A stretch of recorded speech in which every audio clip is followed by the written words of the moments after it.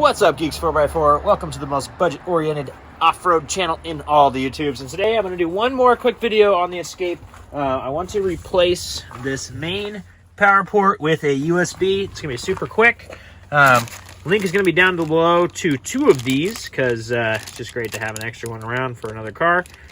These do not have lights in them, I don't think. I will let you know for sure once I get it all plugged in. Yeah, dual USB, and we're going to put it in there. So I'm going to show you how to pull that thing apart real quick and throw it on in. All right, so first things first, got to get this off.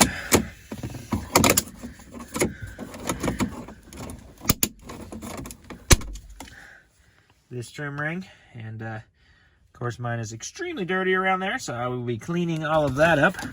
This is also loose on mine, so I'm guessing that there's a screw that's not in there that I'm going to have to check out and see if I can't tighten up. And then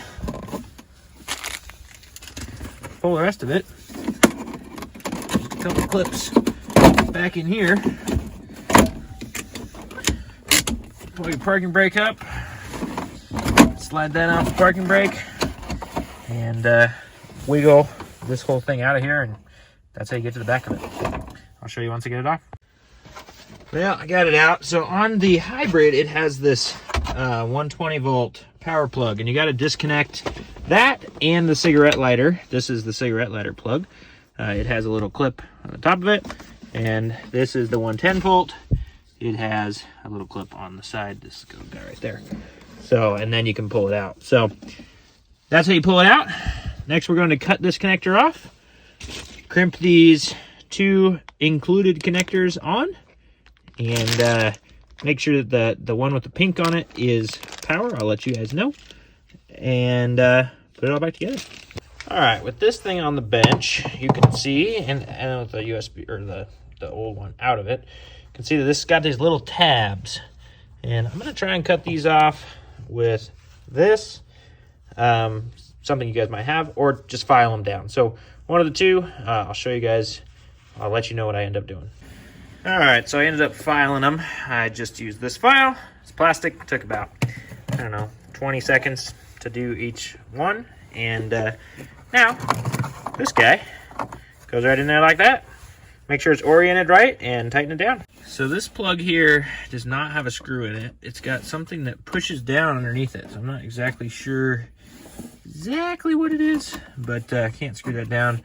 The clips on this side are broken on mine, and the side things. I really need a new one of these, but should be okay. And anyway, I checked these. The one with the pink on it is the power, as you would expect.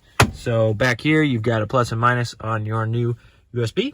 So set her down on there, plug them into their perspective, you know, red to plus, black to minus.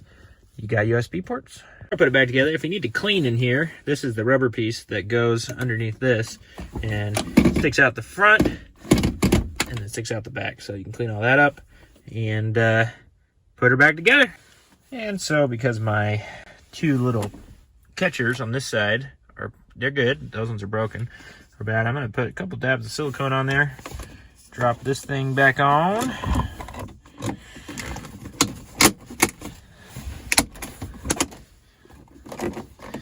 And that silicone is going to dry clear. And hopefully it's touching something, but it really seals in there pretty good. That side of it's not good, so I might pull that actually back up and put some silicone around the ring on the outside so that it holds it down here. These little things in these old cars, but makes them nicer.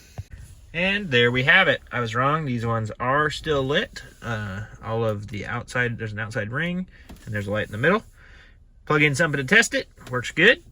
So you can see the tape here. It's because I siliconed this down, hoping to hold it so that it will, you know, actually glue and not rattle.